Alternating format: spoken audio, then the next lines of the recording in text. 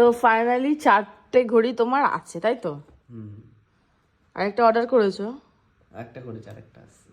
আরেকটা আসছে, তাই তো? আর আস্তে আস্তে হবে কালেকশন আমার। না, এটা ঠিকভাবে বসাতে পারবো না। লেদার স্ট্র্যাপ তো একটু অসুবিধা হচ্ছে। ধরো একটু এটা। হাত ধরো এটা।